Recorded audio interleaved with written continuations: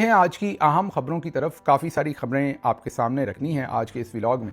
एक तो मुझे बहुत सारी फ़ोन कॉल्स आई हैं जो हमारे साथी एमपीएज़ जिनके मैंने नाम लिए उनकी, उनके दोस्तों की, कुछ ने एतराज़ात किए, आपने हमारे नाम गलत लिए, कुछ ने कहा कि दुरुस्त लिए। उसके बारे में भी पूरी तफसील आपके सामने रखेंगे। लेकिन सबसे पहले ज़रा खान साहब की सेहत के बारे में आपको अपडेट दे दें। उसके बाद हम ये भी आपको बताएंगे कि हुकूमत क्या कर रही है, जिरगे में क्या हो रहा है, उस तरफ ईरान और पाकिस्तान के बॉर्डर पर क्या हो रहा है, बलूचिस्तान में जो सब कुछ हुआ है वहाँ पर हमारा क्या फेलियर है, आने वाले वक्त में हमें क्या क्या वहाँ पर खदशात हैं, और भी काफ़ी सारी खबरें हैं। मुबशर लुकमान साहब ने नया एक हंगामा बर्पा किया है कि इमरान खान साहब की आंख में खातून ने नाखून मार दिया जिसकी वजह से ये सब कुछ हो रहा है। वो भी आपके सामने उसकी तफसील भी रखेंगे। पहले ज़रा इमरान खान साहब की आंख का जो इस वक्त आर्जा जिसे CRVO कह रहे हैं उस पर आपको अपडेट दे दें। सबसे पहले तो अब जो हुकूमती मीडिया है, हम हुकूमती मीडिया इसलिए कह रहे हैं कि उनका टिल्ट बहुत ज़्यादा इस वक्त जर्नल्स की तरफ है, या जर्नैली मीडिया कह लें।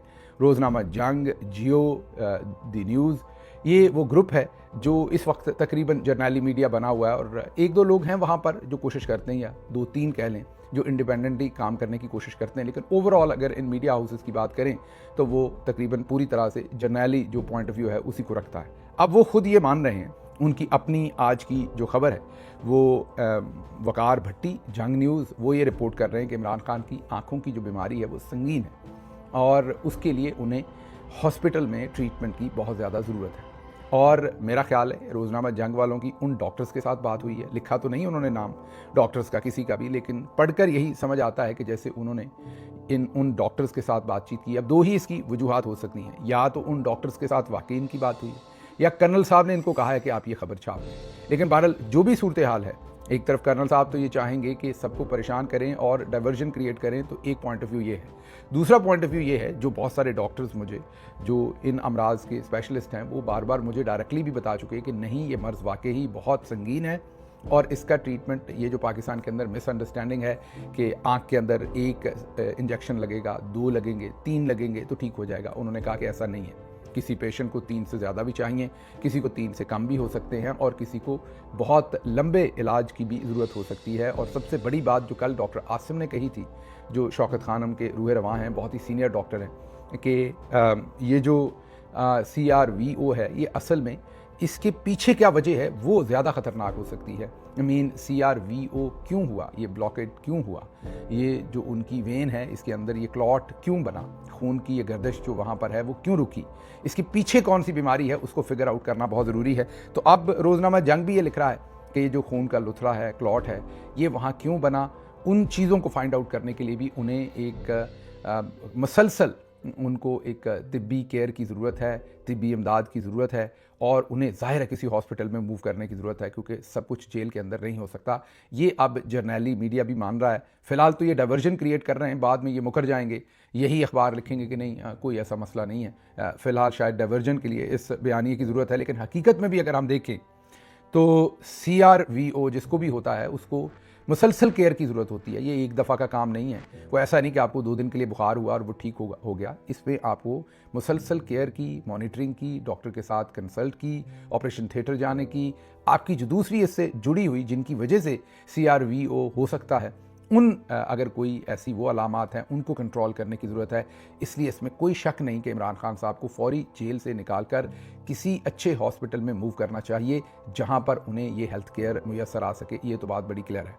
उनके डॉक्टर आसिम का मारियो नोफल के साथ एक इंटरव्यू आया है, और इंग्लिश ज़ुबान में ये इंटरव्यू है। अगर आपको मौका मिले तो आप गूगल कीजिए, आपके सामने आ जाएगा, ज़रूर सुनिएगा। उसके अंदर ज़ाहिर है वो इस बीमारी के ऊपर भी बात करते हैं, खान साहब के, क्योंकि वो पर्सनल फिजिशियन है, उसके ऊपर भी वो तफसील से बात करते हैं, उनकी हेल्थ से रिलेटेड। और फिर इस बात पर भी वो तफसील से बात करते हैं कि जब वो जेल में मिलने गए तो उनके पास क्योंकि बहुत ही कलील वक्त होता है, तो उनकी कोशिश होती है कि वो अपने पेशेंट से तमाम, क्योंकि जाहिर है वो उनके पर्सनल फिजिशियन है, तो तमाम चीज़ें पूछें उनकी हेल्थ से रिलेटेड, ताकि डॉक्टर के पास यही तरीका होता है जब वो पेशेंट से बातचीत करते हैं, उनको एग्जामिन करते हैं, उनकी जाहिर है वहाँ पर तो लैब तो नहीं कर सकते होते, वहाँ पर ब्लड प्रेशर चेक कर सकते हैं, वेट चेक कर सकते हैं, और डॉक्टर्स जो एक्सपीरियंस डॉक्टर्स होते हैं और जो मसलसल आपको ट्रीट करते हैं, वो डॉक्टर बनना इसलिए मुश्किल है क्योंकि जितने भी डिफरेंट पेशेंट्स होते हैं उनके बारे में उनकी बड़ी कीन ऑब्जर्वेशन होती है अच्छे डॉक्टर की, और वो बहुत सारी चीज़ें आपको पता नहीं, आपको ये जो डॉक्टर हैं वो तो ये बात समझेंगे, जो नहीं है वो शायद उनको ये बात एक मजाक लगे, लेकिन डॉक्टर आपको देख के भी बहुत सारी आपके अंदर तब्दीलियाँ जो है वो महसूस कर लेता है। अगर आप वाकई किसी, फॉर एग्जांपल आपका वज़न बड़ी तेज़ी से गिरा है, आप उस पे बड़े खुश हो रहे हैं कि मेरा वज़न बड़ी तेज़ी से गिरा है, मैं स्मार्ट हो गया हूँ, लेकिन एक डॉक्टर जो है वो उसकी वजूहात ज़रूर जानना चाहेगा कि आपका ये वज़न बहुत तेज़ी से क्यों गिरा है। क्योंकि जहाँ पर वज़न कम करना एक बहुत ही मुस्बत बात है, क्योंकि ज़्यादा वज़न से बहुत सारी दूसरी बीमारियों का भी खदशा होता है, जैसे डायबिटीज़ या ब्लड प्रेशर या दिल की बीमारियाँ या और बहुत सारी बीमारियाँ सिर्फ वज़न ज़्यादा होने की वजह से भी हो सकती हैं। तो जहाँ पर वज़न को कम करना एक खुशाइन बात है, वहीं पर वज़न बहुत तेज़ी से कम होना एक फ़िज़िशियन के लिए बहुत अलार्मिंग भी हो सकता है। आपके जिस्म के अंदर कोई बड़ी मोज़ी किस्म की बीमारी भी जन्म ले सकती है, जिसकी वजह से आपका वज़न बहुत तेज़ी से कम हो। तो कहने का मेरा मतलब ये है कि एक फ़िज़िशियन जो है वो जब इंटरेक्ट करता है तो वो बहुत सारी चीज़ें देखता है, और एक काबिल फ़िज़िशियन जो है उसको उसका फ़र्क और एक आम या कम काबिल फ़िज़िशियन का फ़र्क उसकी जो ऑब्ज़र्वेशन की अहलियत होती है कि वो कितना अच्छा ऑब्ज़र्वेंट है, कितना अच्छा रिकॉल कर सकता है आपकी पिछली स्टेट को, आज की स्टेट को, और सबसे अच्छा वो कितना अच्छा लिसनर है, वो आपकी बात कितनी तवज्जो से सुनता है, छोटी से छोटी बात जो आप उसको बताते हैं वो कितनी तवज्जो से सुन रहा है और फिर उसको प्रोसेस कर रहा है। ये तमाम चीज़ें उसे आम फिजिशियन से एक अच्छा फिजिशियन बनने में मदद देती हैं। पर वापस आते हैं, डॉक्टर आसिम बताते हैं कि जब भी वो जाते हैं वक्त कलील होता है, और उस कलील वक्त के अंदर उनका दिल होता है कि वो इमरान खान के बारे में ज़्यादा से ज़्यादा जान सकें, लेकिन इमरान खान का दिल होता है कि उन्हें शौकत खानम हॉस्पिटल के बारे में बताएं। डॉक्टर आसिम बताते हैं कि वो मेरे सवालात उनकी सेहत के बारे में होते हैं और उनके सवालात वापस होते हैं कि डोनेशन ठीक आ रही है, शौकत खानम हॉस्पिटल को पैसे लोग दे रहे हैं, डोनेशन दे रहे हैं, हॉस्पिटल ठीक चल रहे हैं, क्योंकि जाहिर है उन्होंने ये हॉस्पिटल खुद बनाया, उसके चप्पे चप्पे से उसके एक एक फंक्शन से वो आगाह हैं, तो इसलिए वो एक एक चीज़ उनसे पूछते हैं कि हॉस्पिटल कैसे चल रहे हैं, उनके बारे में। जाहिर है उन्हें एतमाद है जो टीम वहाँ पर काम कर रही है, लेकिन वो जानना चाहते हैं कि क्या प्रॉब्लम्स हैं हॉस्पिटल के लिए, कैसे चल रहे हैं। तो उनके दिल के वो बहुत करीब हैं, डेथ सेल के अंदर होते हुए भी, बदतरीन हालात के अंदर होते हुए भी वो वहाँ से भी ये सवालात अपने पर्सनल फिजिशियन से, डॉक्टर आसिम से करते हैं। उन्होंने बताया, अब मैंने जैसे आपको कहा कि एक तो ये पढ़े लिखे नहीं है हमारे कर्नल साहबान, इनका जो भी नैरेटिव होता है वो वापस इनके मुंह पर गिरता है। जिरगे के बारे में हम तफसील से बात तो सुबह करेंगे, अभी थोड़ा सा आपको सिर्फ ये बता दें कि जो वहाँ जमरोद में इस वक्त जिरगा हो रहा है या हुआ है थोड़ी देर पहले, उसकी तफसीलात अभी आ जाएँ अच्छी तरह से तो आपके सामने सुबह के व्लॉग में रखेंगे। लेकिन वहाँ पर आज अच्छा काम ये किया है कि सुहेल अफरीदी और उनके साथियों ने बड़ी स्क्रीन लगाकर जिरगे के जो वहाँ पर हाजरीन हैं या जिरगे के अंदर जितने भी मशरान हैं, जितने भी लोग वहाँ पर आए, उनके सामने उन्होंने बयानात रख दिए हैं, DGISPR के भी उन्होंने बयानात रख दिए हैं। वहाँ पर ख्वाजा आसिफ का बयान रख दिया कि हाँ हम कर रहे हैं ऑपरेशन, दूसरे भी ऐसे बयानात जिसमें ये ओन कर रहे थे ऑपरेशन और आप भाग रहे हैं, वो तमाम बयानात उन्होंने लोगों के सामने रख दिए ताकि लोग फैसला कर सकें कि असल में क्या ये KP गवर्नमेंट की कोई मर्जी इसमें शामिल थी या फेडरल गवर्नमेंट खुद कर रही थी ऑपरेशन और आप उससे भाग रही है, और फौजी क़यादत खुद कर रही थी ऑपरेशन और उसमें से भाग रही। तो एक तो ये नैरेटिव जो है आपको हमने बताया था, हफ्ते वाले दिन इन्होंने एक जाली अमन जरगा किया था, हमने उस खबर को पहले ही डिबंक कर दिया था। ये भी बता दिया था कि जाली किस्म के वीडियोस इन्होंने रिकॉर्ड किए लोगों के, वो भी आ गए, तो वो भी डिबंक हो गया। अब एक और इशू भी आ गया सामने। मुबशर लुकमान साहब बड़ी मुहतरम है हमारे लिए, तो बहुत ही सीनियर जर्नलिस्ट हैं, मैं उन्हें ज़ाती तौर पर बड़ा एहतराम करता हूँ। उन्होंने एक नई बात रखी है और वो जो कुछ आजकल इमरान खान के बारे में होता है, बात उनकी भी, या पता नहीं उन्होंने खुद से ये रखी है, इख्तरा की है, या जर्नैली किस्म का ये भी बयानिया है, ये मुझे नहीं पता। हम क्योंकि उनका एहतराम करते हैं इसलिए मलहूज़ ख़ातर रखेंगे उस एहतराम को। तो उन्होंने ये कहा है कि 2021 में इमरान खान साहब की आँख में एक ख़ातून ने नाखून मार दिया था, जिस वजह से उनकी आँख का ये मसला है, और वो इसीलिए काला चश्मा भी पहनते थे, और इस वजह से ये जो तमाम उनको अभी इश्यूज़ हुए हैं ये इस वजह से हुए। एक तो उनको शायद इस बात का इल्म नहीं है कि ये जो CRV हुआ है, क्योंकि मुबशर लुकमान साहब ज़ाहिर फिजिशियन तो नहीं है, उनको इस बात का इल्म नहीं है कि इसकी कॉम्प्लिकेशन और है, ये आँख में नाखून मारने से नहीं होती। दूसरा, मैं क्योंकि उनके साथ रहा हूँ 2021 में, दिन रात में उनके साथ था, मतलब जो अगर वो घर से आए हैं तो शायद पहला बंदा या 2-3 बंदों में मैं ही होता था जो उनसे मिलता था। रात में जब वो वापस जाते थे तो आखिरी बंदा भी मैं ही होता था जो उनसे मिलता था। तो 2020, 21, 22 ये सारे साल मैं उनके साथ, 19 उनके साथ ही रहा हूँ। तो इसलिए ऐसा पहले तो मैं इसकी तरदीद करता हूँ कि ये उन्होंने गलत बात की। लेकिन एक ख़बर की तरदीद हमारे एक दोस्त हैं, आप उन्हें अब मुबशर लुकमान साहब ही समझें या कोई और दोस्त समझ लें, मैं जानबूझ के एग्जैक्टली नाम नहीं लेता, जिन्होंने कहा है वो समझ गए होंगे। अब देखते हैं मुबशर लुकमान साहब इसकी तरदीद करते हैं या कोई और करता है।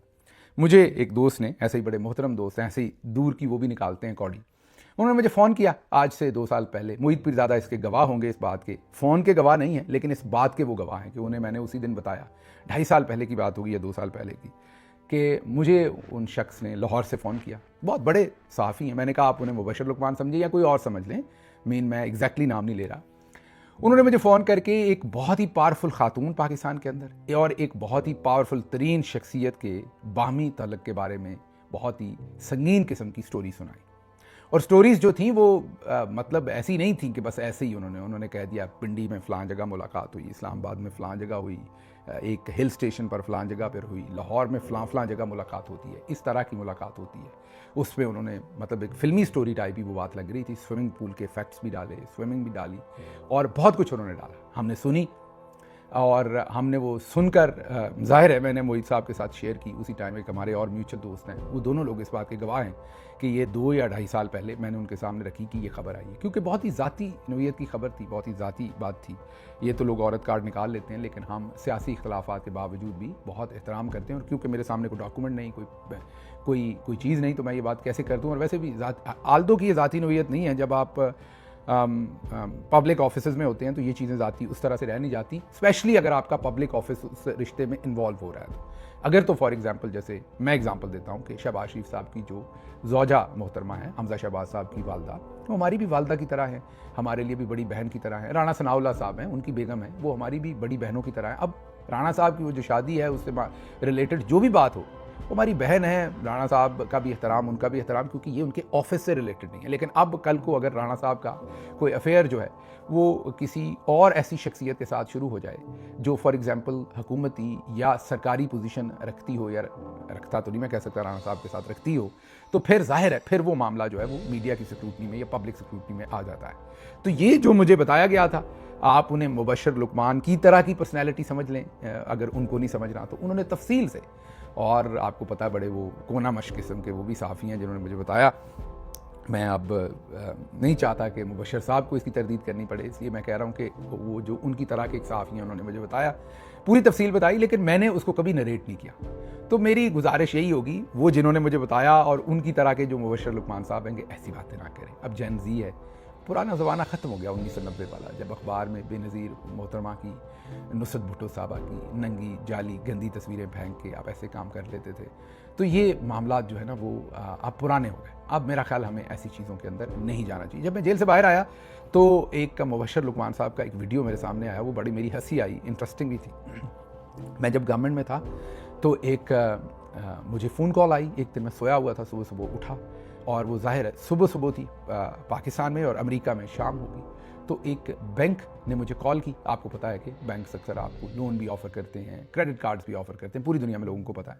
तो ऐसे ही अमेरिका के एक बैंक ने मुझे, क्योंकि मेरे पास जो नंबर चल रहा था वो अमेरिका का भी चल रहा था, मैं एक्टिवली यूनिवर्सिटी में ऑनलाइन पढ़ाता भी था, जितनी देर मैं पाकिस्तान में वज़ीर आज़म के साथ भी था तो मैं पीछे यूनिवर्सिटी में पढ़ा भी रहा था, तो मेरा वो नंबर एक्टिव होता था। तो वो मुझे जब फ़ोन आया तो मैंने उठाया, तो वो क्योंकि रेगुलर कॉल थी, व्हाट्सएप नहीं थी। मैं अक्सर आपको बताता हूँ ना कि व्हाट्सएप इनसे नहीं उस तरीके से सक्सेस होती, रेगुलर फ़ोन होते हैं। रेगुलर फ़ोन तो हमारे सारे रिकॉर्ड हो रहे होते हैं, आप सबके भी हो रहे होते हैं। आप हेलो भी कहते हैं तो रिकॉर्ड होता है, जो रेगुलर कॉल करते हैं व्हाट्सएप नहीं। तो उस पर वो बैंक वाले ने मेरे से पूछा कि जी आप यही हैं, आपका ये नाम है? मैंने कहा जी यही है। अच्छा, आपसे हमने पूछना था कि आप यहाँ सिटीज़न हैं या आपके पास ग्रीन कार्ड है? ग्रीन कार्ड का वर्ड इस्तेमाल नहीं करते, वो आपका इमिग्रेशन स्टेटस पूछते हैं। बैंक ने पूछा, आई डोंट नो क्या वजह थी, कोई लोन से रिलेटेड कोई चीज़ थी। तो मैंने उन्हें कहा कि मैं यहाँ परमानेंट रेजिडेंट हूँ। परमानेंट रेजिडेंट मतलब ग्रीन कार्ड, आपके पास सिटीजनशिप ना हो तो आप परमानेंट रेजिडेंट होते हैं, जिसको उर्फ़े आम में ग्रीन कार्ड भी कह दिया जाता है। अब वो कॉल रिकॉर्ड हो गई, वो एजेंसीज़ ने की होगी, सारे ISI वगैरह ने। उस वक्त हमारी हुकूमत थी या जा चुकी थी, मुझे ये अब एग्जैक्टली याद नहीं, आई थिंक जा चुकी थी, हुकूमत जा चुकी थी उस वक्त, अभी नया नया काम ही था। तो हमारी कॉल वो रिकॉर्ड हो रही थी। वो मुबशर लुकमान साहब ने, जब मैं जेल में था, बल्कि ISI ने मुझे उठाई, MI ने मुझे उठाया हुआ था, तो उस वक्त टेलीविज़न के ऊपर बड़े मसाले लगाकर उन्होंने सुनाई कि ये देखें ये गैर मुल्की गद्दार जो हैं, ये देखें गैर मुल्की जो असासे हैं, ये यहाँ पर देखें। अमेरिका से कॉलें आती हैं और इन्हें पूछा जाता है कि आप कौन हैं। मतलब वो गांव के लोगों को, आम फहम लोग होते हैं ना, तो आप कोई भी कहानी सुना देते हैं, वो कुछ भी बेचारे समझ लेते हैं। तो बड़ी वो एक आम बात कि एक बैंक मुझे पूछ रहा है कि आपका ये नाम है, मैं कह रहा हूँ हाँ ये मेरा नाम है, अमेरिका से कॉल आई हुई है। और वो अगला पूछते हैं कि आप आपकी इमिग्रेशन स्टेटस, तो मैं बताता हूँ मैं परमानेंट रेजिडेंट हूँ।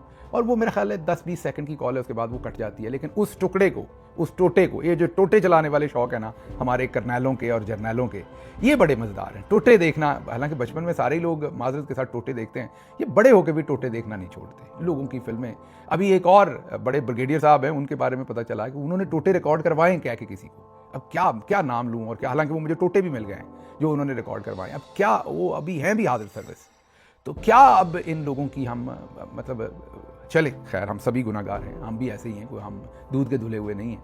तो खैर मुख्तसर बात यह है कि असल बात यह कि अपनी ऑफिशियल कैपेसिटी को यूज़ करके जब ये हरकतें होती हैं तो वो बुरी हैं। लेकिन वापस आते हैं तो मुबशर लुकमान साहब की आँख में नाखून लग जाना, या मेरा मतलब है कि ऐसी जो स्टोरीज़ हैं उनकी, वो थोड़ा सा सहाफ़ी के साथ साथ वो एक फ़िक्शन रोमांटिक थोड़ा सा मैं यही कह सकता हूँ कि उरयानी पे मबनी जो नावल लिखने की एक, उसमें कोई बुरी बात नहीं है। वो भी मंटो साहब उरयानी तो नहीं लिखते थे, लेकिन बहुत वो भी ग्राफिक किस्म की डिटेल्स लिख देते थे। तो ऐसे ही मंटो तो नहीं है हमारे मुबशर लुकमान, लेकिन उनका भी दिल होता है थोड़ा सा, रसिया हैं वो, थोड़े से रंगीन मिजाज हैं, थोड़ी सी उनका दिल करता है, लिखते नहीं हैं वो, लेकिन उनका दिल करता है कि वो ऐसे रोमानवी किस्म के नावल लिखें जो थोड़ा सा जिनमें नंगापन भी हो, स्पाइसी भी हो, कपड़े उतरे हुए हों किरदारों के उसके अंदर। तो वो जब अपनी उसी अपनी पसंद को जब वो ले आते हैं पॉलिटिक्स के अंदर भी, क्योंकि वो बड़े एंकर हैं एक पॉलिटिकल अफेयर्स के अंदर भी, मुतबर नाम है, इसमें कोई शक नहीं, तो वो फिर ऐसी बातें कर जाते हैं। तो इतना सीरियस नहीं लेना आपने उनको। जैसे मुझे मुबशर लुकमान साहब की तरह की एक पर्सनालिटी ने जब उस रिलेशनशिप के बारे में बड़ी ग्राफिक डिटेल बताई थी, तो मैंने उसको ब्रेक कभी नहीं किया, मैंने कभी भी उन ग्राफिक डिटेल्स की तरफ मैं नहीं गया, क्योंकि मैंने इतना सीरियस नहीं लिया उस बात को। आगे चलते हैं, ये तो हो गया। अब क्विकली बता दें कि सलमान अकरम राजा साहब ने तरदीद कर दी है। मिशाल यूसुफजई ने उन पर इल्ज़ाम लगाया था कि इन बहनों ने इनको फ़ोन किया था ये कहने के लिए कि हमें इमरान खान की सेहत के बारे में पता है, इसलिए आप अडयाला के बाहर से धरना कैंसिल कर दें। सलमान अकरम राजा साहब ने कहा कि नहीं, ये गलत बात है, मुझे किसी ने ऐसा कुछ नहीं कहा, हमने धरना इसलिए ख़त्म किया कि अगले दिन हमने सुप्रीम कोर्ट के सामने धरना देना था। अब क्विकली दूसरा पॉइंट, मैंने पिछले व्लॉग में पहले ही आपको बता दिया था कि कंट्रोवर्शियल है, उसके बाद मैं तीरों की जद में हूँगा। कई लोग कहेंगे खुद ये वहाँ बैठा हुआ है, यहाँ बातें कर रहा है, खुद नहीं आता, खुद आके बात करे।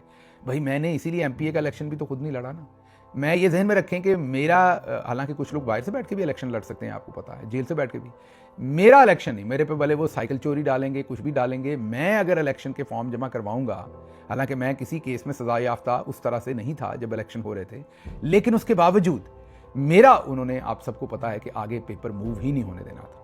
तो इसलिए मेरे पास तो ये अहलियत ही नहीं थी बाहर से बैठ के, अंदर से बैठ के इलेक्शन लड़ने की, क्योंकि अगर आप इलेक्शन लड़ सकते हैं, मैं ये नहीं कह रहा कि आप उनके साथ मिले हुए हैं, लेकिन कम से कम आप उनको उतना खटकते नहीं हैं, क्योंकि अगर आप उनको खटकते हैं तो आपके ऊपर बकरी चोरी का केस बना देंगे, आपकी एक मरला ज़मीन निकाल देंगे। एक मरला कहीं पर ज़मीन किसी बंदे ने पुराने कागज़ों में आपके नाम लगा दी कि जी इसने मेरे से खरीदी हुई है, ये 50,000 रुपया दे के इसने 2 मरले ज़मीन खरीदी थी। अब आपने अपने वो नॉमिनेशन पेपर्स के अंदर डिक्लेयर नहीं की हुई, तो आप लड़ रहे हैं इलेक्शन, किसी भी कौमी असम्बली का लड़ रहे हैं, सूबाई असम्बली का लड़ रहे हैं, सेनेट का लड़ रहे हैं, कोई भी इलेक्शन लड़ रहे हैं, वो वहाँ ला के एक फ़र्द दे देंगे, ये देखें जी इनकी ये 2 मरले ज़मीन थी, 25,000 रुपये की ज़रूरी ज़मीन उन्होंने ली थी, 5 मरले, 10 मरले, 2 मरले डिक्लेयर नहीं की हुई, तो आप नाअहल हो गए।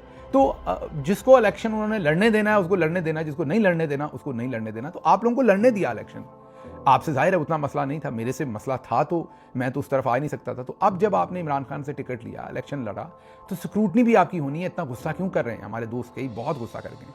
दूसरा, कई दोस्त जो हैं वो तस्वीरें भेज रहे हैं कि जी ये देखें, हाई कोर्ट के सामने बुलाया था, इमरान खान साहब के केसेस जब नहीं लग रहे थे जल्दी तो हाई कोर्ट के सामने आए थे। बिल्कुल आप आए होंगे, आप मुतबर हैं। हमने उस दिन व्लॉग के सामने बात की है सुप्रीम कोर्ट के सामने धरने की और आपकी असम्बली के अंदर मौजूदगी की। स्पेसिफिक वाकया हमने कहा है।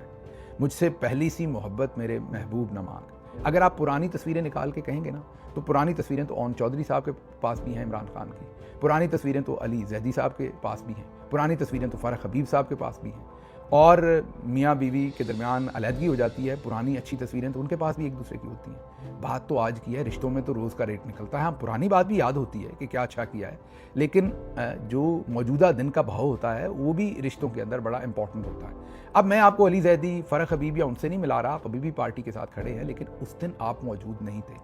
अगर आप में से कोई भी सुप्रीम कोर्ट के सामने मौजूद था, उसके पास उसकी एविडेंस है, तो फिर जाहिर है ग्राउंड से हमें गलत इन्फॉर्मेशन मिली, हम बिल्कुल रिस्पॉन्सिबल हैं, हम यहाँ से बैठ के उसे करेक्ट करेंगे।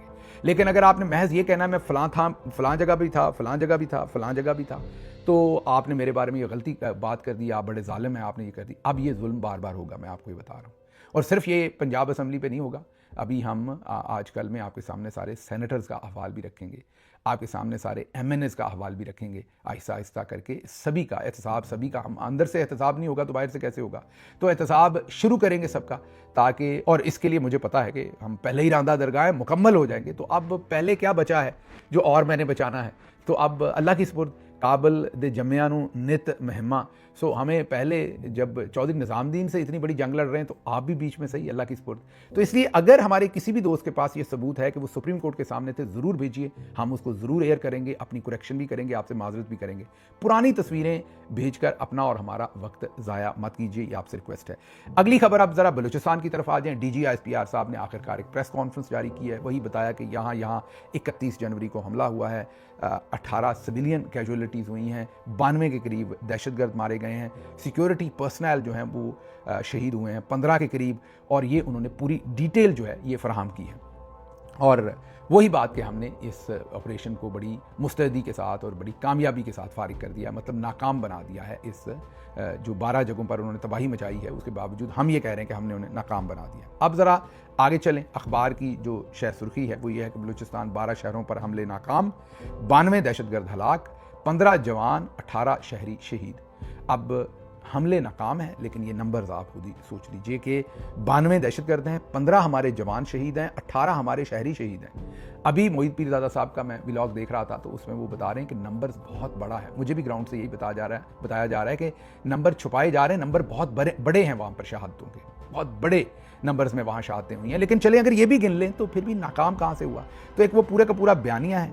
एतजाज़ गुराया साहब ने बताया कि साल 2025 में बलूचिस्तान में 78,000 इंटेलिजेंस बेस्ड ऑपरेशन हुए, ये DIG CTD हैं, और 707 दहशतगर्द इसके अंदर मारे हमने। लेकिन ऑपरेशन की इतनी भारी भरकम तादाद के बावजूद कल आप देखिए एक ही दिन में 12 शहरों के ऊपर बेहक वक्त हमले करना, और अब इतलात आ रही हैं कि 133, 92 DG-ISPR ने कहे, अब मीडिया कह रहा है 133 दहशतगर्द मारे गए हैं। तो अब आप देखिए अगर 92 से दहशतगर्द 133 हो गए हैं तो कैजुअलिटीज़ उन 133 दहशतगर्दों ने कितने लोगों को शहीद किया होगा, ये आप ज़रा एक मिनट के लिए खुद से सोच लीजिए। लेकिन हम क्योंकि नंबर कम बताना चाहती है हमारी हुकूमत ताकि मामला दबाई रहे, तो अब ये चीज़ें सामने आ रही। तो इतने जो ऑपरेशन आपने किए हैं, मतलब आप खुद अपने मुंह से मान रहे हैं 78,000, 78,000 आपने इंटेलिजेंस बेस्ड ऑपरेशन किए हैं। तो फिर, और आप कह रहे थे, आपके आर्मी चीफ कह रहे थे कि 1500 लोग हैं, सिर्फ 8 लाख हमारे पास फौज है, और फिर फौज भी हमारी अल्लाह की है, मीन अल्लाह के नाम पर लोग लड़ते हैं, शहीद होते हैं।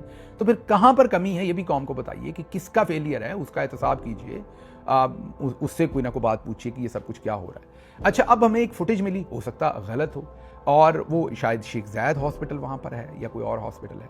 हमने तो कल वो नहीं कहा क्योंकि एहतियात का दामन हाथ में रखना होता है, हमें ये पहले ही दहशतगर्द और मुल्क दुश्मन और पता नहीं क्या कुछ कहते हैं, इसलिए हम मोहतात रहते हैं। लेकिन अब अबसार आलम कह रहे हैं कि कैंट के अंदर भी दहशतगर्द चले गए, वहाँ एक अस्पताल में पहुँच गए। मेरा ख्याल वही जो हॉस्पिटल की कल हमने फुटेज भी आपको दिखाई थी, वही फुटेज, हॉस्पिटल का नाम भी लिखा आ रहा था उसमें, दहशतगर्द फिर रहे थे BLA के, वही वो बात कर रहे हैं। तो ये हमारे पास सबसे पहले विदिन, जब ये अटैक हो रहे थे उसके 5-6 घंटे के अंदर ही जो फुटेज आई थी उसमें वो हॉस्पिटल वाली फुटेज भी आई थी। हमने पता हमें चल गया था, लेकिन मैंने कहा कि इन्होंने कहना था देखें ये PTI वाले हमारे खिलाफ वहाँ काम कर रहे हैं, तो एहतियात का दामन हाथ में रखा। अब अबसार आलम कह रहे हैं कि वो कैंट के अंदर भी घुस गए, और कैंट जो है वो रेड जोन में, अगर वो कैंट के अंदर भी एक हॉस्पिटल में घुस गए तो फिर आप किस तरीके से उनके हमले को नाकाम कह रहे हैं, फिर तो हमला बड़ा कामयाब है। आगे चलते हैं जी। इंटरनेशनल मीडिया सारी इसकी तबाही जाहिर है दिखा रहा है। डेरा गाजी खान, पंजाब से अब बलूचिस्तान जाने वाले तमाम रास्ते बंद कर दिए हैं। डिप्टी कमिश्नर उस्मान खालिद के मुताबिक बलूचिस्तान जाने वाली शाहरा, बरास्ता, फोर्ट मनरो और तौसा मूसा खेल रोड बंद कर दी गई है। जो सरहदी इलाके हैं पंजाब के, सखी सरवर और वगैरह, वाटा वगैरह, वहाँ पर अब नाका लगा दिया गया है। पंजाब से लोग उधर नहीं जा सकते, उधर से इधर नहीं जा सकते। लेकिन हमला हमने नाकाम बना दिया। सूबे हमने सील कर दिए क्योंकि हमें फिक्र है कि दहशतगर्द इधर ना आ घुसें। हमला हमने नाकाम कर दिया। बातें आप हमारी सुने, हम कौन कौन सी बात क्या क्या करते हैं। आगे, काश हमारे पास चंद और सरफराज बुकटी होते तो दहशतगर्दी दिनों में ख़त्म हो जाती। मोहसिन नकवी, क्या आसिम मुनीर साहब नहीं है हमारे पास एक सबसे स्पेशल, ये बुकटी साहब अब उनसे भी स्पेशल हो गए। आप हमारे शेर हैं। मोहसिन नकवी, सरफराज बुकटी और कोर कमांडर की CMH कोयटा में हमलों में ज़ख्मी पुलिस एहलकारों से मुलाकात, हौसले बुलंद हैं। बिल्कुल इनको सराहना चाहिए, बेचारों ने मुकाबला किया। बलूचिस्तान में हमलों के पीछे भारत का हाथ है, इसे फिर शिकस्त देंगे मोहसिन नकवी। अच्छा, अब ये बड़ी मेरे लिए इंपॉर्टेंट